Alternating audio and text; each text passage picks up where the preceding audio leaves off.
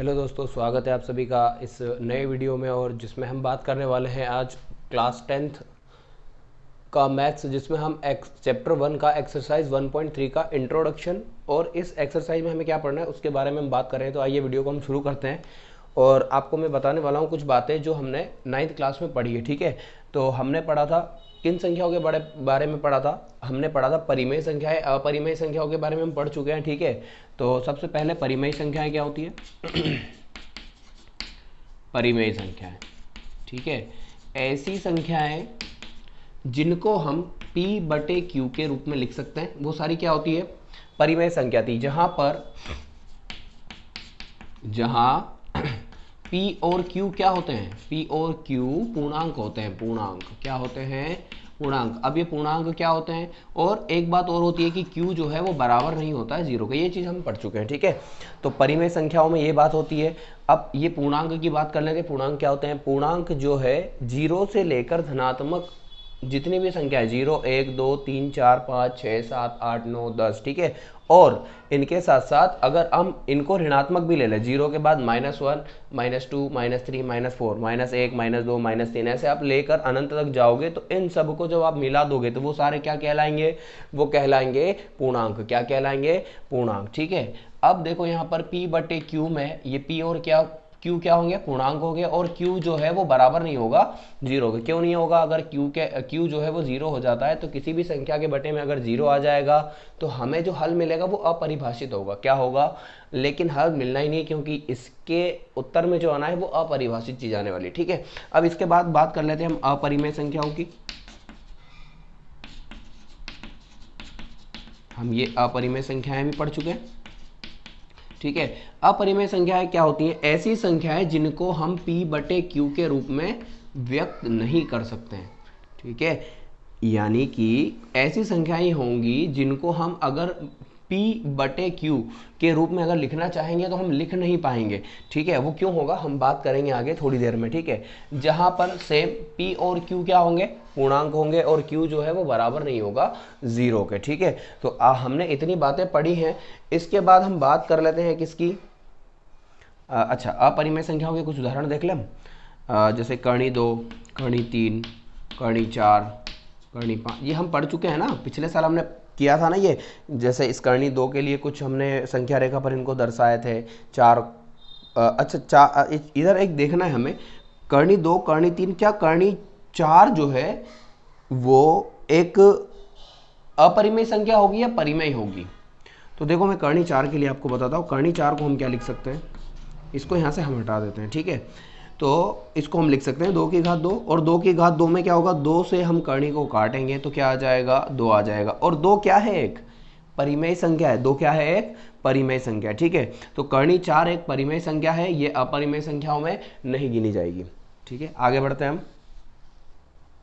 तो क्या होगी, कर्णी 5, कर्णी 7, कर्णी 6, और ऐसे ही पाई भी होगा। अब आप बोलोगे सर पाई की वैल्यू तो 3.14 होती है, 3.14 होती है, लेकिन नहीं, इसमें दशमलव प्रसार को हमने ख़त्म नहीं किया। अगर आपने 9वीं क्लास के में अगर पढ़ा होगा तो इसमें ये जो है चलता रहेगा। ठीक है, 22/7 को अगर आप भाग दोगे तो इसका दशमलव प्रसार कभी खत्म ही नहीं होगा। तो ऐसी संख्याएं जिनका दशमलव प्रसार खत्म भी नहीं होता था और कोई नंबर रिपीट भी नहीं होते थे, वो क्या होते थे, अपरिमेय संख्या, जिनको हम अनवसानी अनावर्ती वाले जो है नंबर बोलते थे। ठीक है, अब बात कर लेते हैं हम अपरिमेय संख्याओं में और कुछ बात करेंगे कि जब भी हम किन्हीं भी एक परिमेय संख्या को, एक परिमेय संख्या में क्या करेंगे हम, अगर एक अपरिमेय को जोड़ेंगे, एक अपरिमेय संख्या को जोड़ेंगे तो हमें जो नई संख्या मिलने वाली होगी वो भी अपरिमेय होगी। क्या होगी, वो भी क्या होगी, अपरिमेय संख्या ही होगी। ऐसे ही अगर आप क्या करोगे, परिमेय से, अब मैं इसको यहाँ पे शॉर्ट फॉर्म में लिख रहा हूँ, परिमेय से अगर अपरिमेय को घटाओगे तो जो प्राप्त संख्या होगी वो भी क्या होगी, अपरिमेय होगी। क्या होगी, अपरिमेय होगी। ऐसे ही अगर आप क्या करोगे, अपरिमेय संख्या में से परिमेय को घटाओगे तब भी जो प्राप्त संख्या होगी वो क्या होगी, अपरिमेय होगी। क्या होगी, अपरिमेय ही होगी। और अगर किसी परिमेय संख्या में अपरिमेय संख्या का गुणा करोगे तब भी प्राप्त संख्या जो होगी वो क्या होगी, अपरिमेय ही होगी। मैं उदाहरण बताऊंगा अभी आपको एक एक करके। इसके बाद एक आता था कि अगर आप अपरिमेय संख्या में अपरिमेय संख्या का गुणा करोगे, ठीक है, तो हो सकता है कि आपको कभी परिमेय मिल जाए या कभी अपरिमेय मिल जाए। हम एक एक उदाहरण देखते हैं इनके। सपोज आपके पास कोई परिमेय संख्या है 2, या आप कुछ भी ले सकते हो, 4 धन, अगर आप इसमें कर्णी 3 जोड़ोगे तो ये जो 4 धन कर्णी 3 है ये क्या आएगा, ये एक अपरिमेय संख्या आएगी, ठीक है, इसके लिए बताया मैंने। अब आप इसके लिए देखोगे तो क्या होगा, 4 माइनस कर्णी 3, ये भी एक क्या होगी, अपरिमेय संख्या होगी। ऐसे ही कर्णी 3 माइनस 4 अपरिमेय है ना, कर्णी 3, तो ये भी एक क्या होगी, अपरिमेय संख्या होगी। ऐसे ही 4 को अगर हम गुणा करेंगे कर्णी 3 के साथ तो 4 कर्णी 3 क्या आएगा, एक अपरिमेय संख्या आएगी। लेकिन हम बात कर लेते हैं किन्हीं भी दो अपरिमेय संख्याओं में हो सकता है कि दो कंडीशन आ जाए, एक परिमेय भी आ जाए या फिर अपरिमेय। देखो कैसे, अगर आप कर्णी 3 में कर्णी 3 का गुणा करोगे तो क्या आएगा, देखो ना, आप कर्णी 3 से कर्णी 3 का गुणा करोगे तो क्या आएगा, कर्णी से कर्णी कट जाएगी और हमारे पास बचेगा क्या, 3, तो 3 एक क्या आ गया, हमारे पास एक परिमेय संख्या आ गई, ठीक है। ऐसे क्या होगा, अगर आपने कर्णी 3 को गुणा किया कर्णी 2 के साथ, यानी कि दो अपरिमेय संख्याएं हैं, कर्णी 3 भी अपरिमेय, कर्णी 2 भी अपरिमेय, तो इनको आप गुणा करोगे तो क्या आएगा, कर्णी 6 आएगा। क्या आएगा, कर्णी का 6 आएगा। कर्णी में 6 आएगा कि नहीं, तो देखो यहाँ पर इसके लिए दो कंडीशन आ गई, गुणा किया दोनों अपरिमेय का तो एक परिमेय आई, और अगली बार हमने दोनों अपरिमेय ली और तब भी हमें क्या मिला, तब हमें जो है आंसर मिला अपरिमेय के रूप में। तो ये कुछ बातें हैं जो हमें 9th क्लास में हमने पढ़ी थी, ठीक है। इसके बाद हम आगे और बढ़ते हैं, तब तक आप इनको नोट कीजिए। तो अपरिमेय संख्याओं के पुनर्भ्रमण में हमारे पास एक प्रमेय है। क्या है, एक प्रमेय है जो हमें क्या बोलती है कि मान लीजिए क्या बोलती है हमें कि मान लीजिए P एक अभाज्य संख्या है। क्या है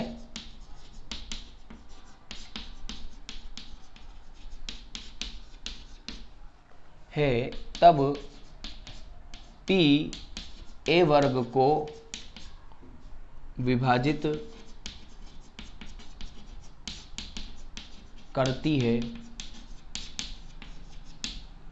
तो P a को भी, यहाँ यदि लिख लेंगे, यदि P a वर्ग को विभाजित करती है तो P a को भी विभाजित करेगी, ठीक है। अब इसका क्या मतलब है हम समझते हैं इसको, और इसी पर बेस्ड हमें सारे सवाल करना है। तो देखते हैं, मान लो हम इसका एक एग्जांपल लेते हैं कि आपके पास एक सवाल है जिसमें हमें ये बोला है कि मान लो कि एक संख्या है 2, ठीक है। क्या है, एक संख्या 2, यदि ये 2 जो है P a के वर्ग को, किसको, a के वर्ग को, यानी कि मान लो आपके पास एक संख्या है a वर्ग, यानी कि आपके पास है 6 के वर्ग, यदि ये 2 जो है 6 के वर्ग को यानी 36 को विभाजित करेगी, तो ये जो 2 है इस a को भी विभाजित करेगी। यानी कि आप जब 2 से 36 को भाग दोगे तो ये पूरी तरह से भाग चला जाएगा, इसमें विभाजित हो जाएगी, और अगर ये पूरी तरह से भाग चला जाता है तो ये जो 2 है इस 6 को भी विभाजित करेगा। यानी कि, और हम समझते हैं, मान लो आपके पास एक संख्या है 2 जो अगर मान लो a वर्ग यानी 10 के वर्ग को विभाजित कर रही, देखो 100 को विभाजित करेगा ना, 2 जो है वो 100 को विभाजित करेगा। अगर ये 2 100 को विभाजित करेगा तो ये जो 2 है ये 10 को भी विभाजित करना चाहिए, ठीक है। आगे बात समझ में। तो इस बात को लेकर हमारे पास जो है वो सवाल है, आगे जो है फर्दर हमारे पास जो यूनिट है उसके अंदर हमें इन सवालों को, इससे जुड़े हुए सवालों को हल करना है, ठीक है। अच्छा, हम सिद्ध कीजिए कि कर्णी 2 एक अपरिमेय संख्या। अब इसको हम सिद्ध कैसे करेंगे, इसको सिद्ध करने के लिए हम क्या करेंगे कि एक प्रमेय है हमारे पास जिसका नाम है विरोधोक्ति द्वारा उपपत्ति, ठीक है, जिसे हम इंग्लिश में मेथड ऑफ कॉन्ट्राडिक्शन बोलते हैं। जिसमें हम क्या बोलेंगे, जिसमें हमें करना यह है कि हम पहले क्या करेंगे, एक झूठ बात बोलेंगे, ठीक है। क्या बोलेंगे, हम एक झूठ बात बोलेंगे और उसी से हम क्या निकालेंगे, आंसर निकालेंगे कि देखो हमने जो बात बोली थी वो क्या है, झूठ है, सत्य तो कुछ और ही है, ठीक है, तो उसको लेकर हम हल करेंगे। तो देखो इसके पहले हमें जो सवाल दिया हम उसको हम देखते हैं। सिद्ध कीजिए कि कर्णी 2 एक अपरिमेय संख्या। हम इसके डायरेक्ट क्या करेंगे, इसके हम एप्लीकेशन पे याद, अच्छा जो आवाज़ होती है ना, बैकग्राउंड नॉइज है, उसको आप अवॉइड करें, ठीक है। अब देखो हम क्या करेंगे कि हमें कर्णी 2 को एक अपरिमेय संख्या सिद्ध करना है। तो हम क्या करेंगे, इसके विपरीत विरोधोक्ति के द्वारा हम अगर उत्पत्ति करें तो हम इसके विपरीत चलेंगे। हम क्या करेंगे, हम मानेंगे कि माना कर्णी 2 एक परिमेय संख्या है। क्या करेंगे, हम इसके विपरीत चलेंगे। कर्णी 2 क्या है, एक परिमेय संख्या है। देखो ना, हमें पता है कि कर्णी 2 एक अपरिमेय है, लेकिन हम इसके विपरीत चलेंगे और विपरीत चलकर हम ये आखिर में हम बोलेंगे कि हमने ये जो बात कही थी ये गलत थी, सत्य कुछ और है, ठीक है। तो अब इसके बाद क्या करना है हमें, जब ये कर्णी 2 एक परिमेय संख्या है तो क्या इस कर्णी 2 को मैं P/Q के रूप में नहीं लिख सकता हूँ? लिख सकता हूँ ना। देखो अभी हमने पढ़ा था कि जितनी भी संख्याएं होंगी परिमेय वो P/Q के रूप की होंगी। अब जब ये कर्णी 2 एक हमने परिमेय संख्या मानी है तो कर्णी 2 बराबर क्या होगा, P/Q होगा। और यहाँ से कर्णी 2 Q बराबर क्या आ जाएगा, P आ जाएगा, और हम इसको मान लेंगे समीकरण नंबर 1, ठीक है। इसके बाद देखते हैं, अब यहाँ पर ये जो P और Q है ये क्या है, P और Q सह अभाज्य है, सह अभाज्य संख्याएं हैं, ठीक है। P और Q क्या है, सहअभाज्य संख्या। अब सहअभाज्य संख्या क्या होती है हम थोड़ा सा देख लेते हैं। ऐसी संख्या है, मान लो आपके पास है 3/12, ठीक है, एक संख्या है 3/12। अब इस 3/12 को क्या हम और सरलतम रूप में लिख सकते हैं? तो आप बोलोगे हाँ सर हम लिख सकते हैं, 3 के पहाड़े से इस 12 को काट सकते हैं। कितनी बार में कटेगा, 4 बार में, और आपके पास एक संख्या आ जाएगी 1/4। तो देखो ये जो 1/4 आया है ना, इसको और हम सरलतम रूप में लिख सकते हैं क्या?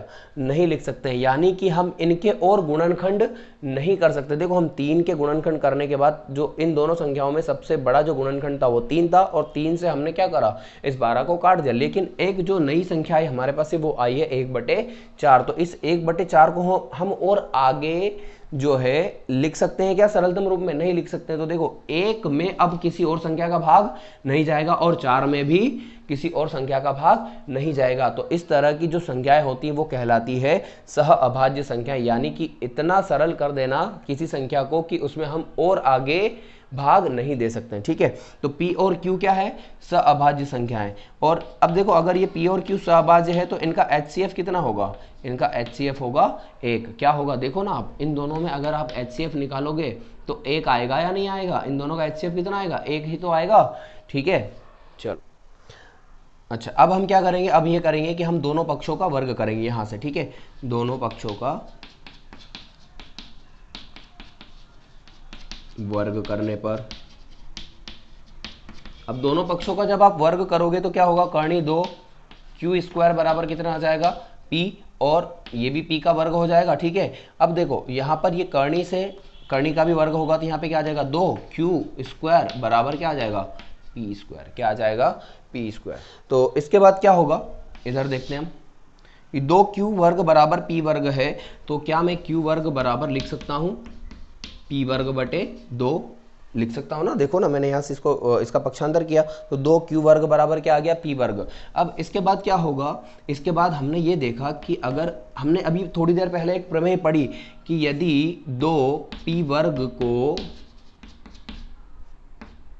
विभाजित करता है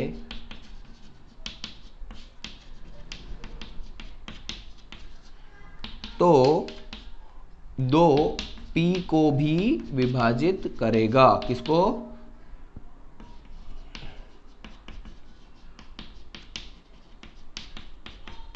ठीक है। अब देखो जब 2 जो है वो P को विभाजित करेगा, ठीक है, मतलब 2 में जब हम 2 से जब हम P को भाग देंगे तो हमारे पास कुछ संख्या आएगी ना, यानी कि ये P भी एक संख्या है और इस संख्या को 2 से भाग देने पर भी तो हमारे पास कुछ संख्या आएगी। तो मान लो मैं मान लेता हूँ क्या है, C है। क्या आ जाएगा, C है। तो P बराबर कितना आ जाएगा, 2C आ जाएगा। कितना आ जाएगा, 2C, ठीक है। आप इसको नोट करें, उसके बाद हम फिर और इसको आगे हल करेंगे। अब देखो P बराबर क्या आ गया, 2C आ गया। अब देखो P बराबर क्या आ गया, 2C आ गया, ठीक है। अब मैंने ये देखा कि P बराबर 2C है। अब इसे हम क्या करेंगे, समीकरण नंबर 1 में, और हमारे पास समीकरण नंबर 1 में अगर इस मान को रखना है तो पहले मैं समीकरण नंबर 1 लिख लेता हूँ। कर्णी 2 Q बराबर क्या था, P, ठीक है, ये समीकरण नंबर 1 था ना। अब P बराबर 2C का मान समीकरण 1 में रखने पर, ठीक है, P बराबर 2C जो है हम कहाँ रखेंगे, समीकरण 1 में। तो करनी 2 बराबर कितना आ जाएगा, Q करनी 2, अच्छा Q तो अपनी जगह रहेगा, और P बराबर कितना आ जाएगा 2C। हम क्या करेंगे, और दोनों पक्षों का वर्ग, दोनों पक्षों का वर्ग करेंगे। अभी देखो थोड़ी देर में हमें समझ में आ जाएगा कि हम क्या कर रहे हैं। करनी 2 कितना आ जाएगा 2, Q वर्ग बराबर कितना हो जाएगा 2C का वर्ग, 2 का वर्ग मतलब 4 और C का वर्ग मतलब C वर्ग। तो देखो यहाँ पर अब हम क्या करेंगे, 2Q वर्ग बटे 4 बराबर C वर्ग, और इस 2 एकम 2 और 2 दूनी 4, Q वर्ग बटे क्या आ जाएगा यहाँ पर, Q वर्ग बटे 2 बराबर क्या आ गया, C वर्ग। तो देखो यहाँ पर हमारे पास एक और यहाँ पर नई जो है Q वर्ग बटे 2 बराबर C वर्ग एक नया समीकरण आया। तो अब हम देखते हैं क्या, हम ये देखते हैं कि जब फिर से हम वापस से हमने जो प्रमेय पढ़ी उस पर आ जाता है। अगर Q वर्ग को ये 2 विभाजित करेगा तो ये किसको विभाजित करेगा, Q को भी विभाजित करेगा। तो मैं यहाँ लिख रहा हूं, यदि 2Q वर्ग को विभाजित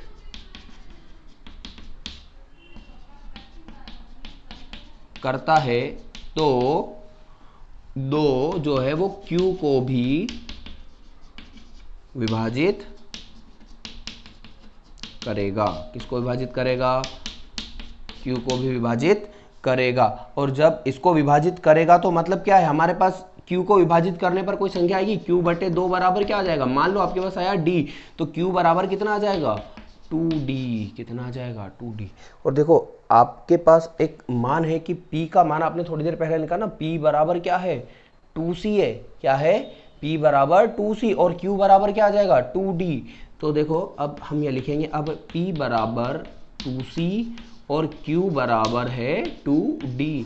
अब देखो मैं आपको एक बात बताऊं, जब हमने शुरू में स्टार्टिंग में माना था कि करनी 2 एक क्या है, परिमेय संख्या है, और परिमेय संख्या अगर होगी तो वो अपने उस सरलतम रूप में होगी जहां पर हमें कोई भी गुणनखंड नहीं मिलेगा। लेकिन देखो हमने यहाँ पर जब इसको देखा तो P और Q के तो हमारे पास एक कॉमन गुणनखंड जो है वो आ रहा है कि नहीं, इनका HCF जो है वो 2 के रूप में आ रहा है। अगर हमारे पास यहाँ पर HCF जो है वो 2 के रूप में आ रहा है, मतलब हमने अभी और उस संख्या को सरलतम रूप में नहीं लिखा है, हम अभी और उसको 2 से काट सकते हैं। लेकिन ये तो कुछ गड़बड़ हो गई।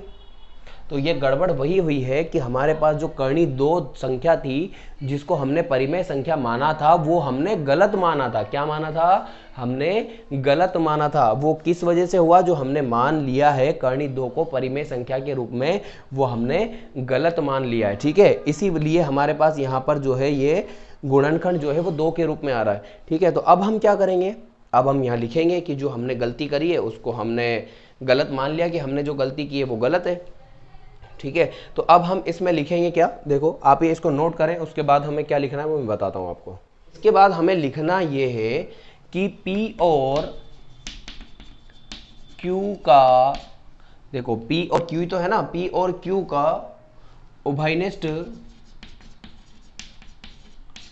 गुणनखंड नहीं हो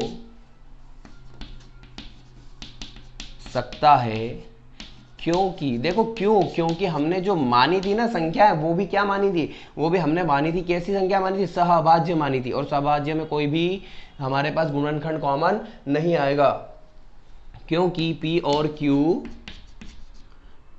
सहअभाज्य है। क्या है, सहअभाज्य है। और ये जब दोनों संख्याएं सहअभाज्य है तो इनका कोई भी कॉमन गुणनखंड नहीं आना चाहिए। लेकिन हमारे पास तो आ रहा था P बराबर 2C और Q बराबर 2D आ रहा था, जहां पर 2 क्या था, कॉमन गुणनखंड के रूप में आ रहा था, ठीक है।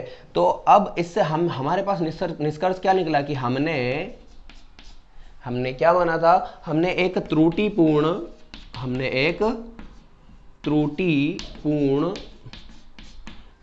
त्रुटिपूर्ण कल्पना की है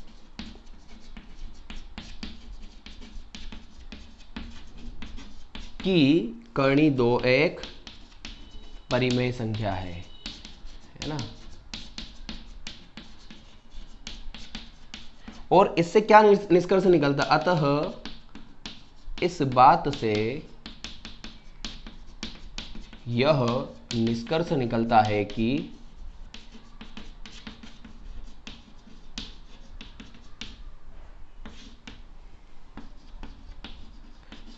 कर्णी 2 एक परिमेय संख्या नहीं है या फिर एक अपरिमेय संख्या है। क्या है? अपरिमेय संख्या है। तो देखो हमने जो बात मानी थी वो गलत साबित हुई, और गलत साबित हुई है तो हमारे पास जो ये कर्णी 2 है ये एक क्या आ गई, अपरिमेय संख्या के रूप में हमने सिद्ध कर दिए। ठीक है, के बाद आपको क्या करना है, देखो इसी तरह से सवालों को क्या करेंगे हम, कर्णी 2 के बाद कर्णी 3, कर्णी 5, कर्णी 7, कर्णी 9, इस तरह से हम कर्णी 9 को तो नहीं कर सकते क्योंकि वो 3 का वर्ग होता है। उसके बाद कर्णी 7, कर्णी 11, ठीक है, कर्णी 10, हम आगे और बहुत सारे सवालों को इस तरह से हल कर सकते हैं। ठीक है।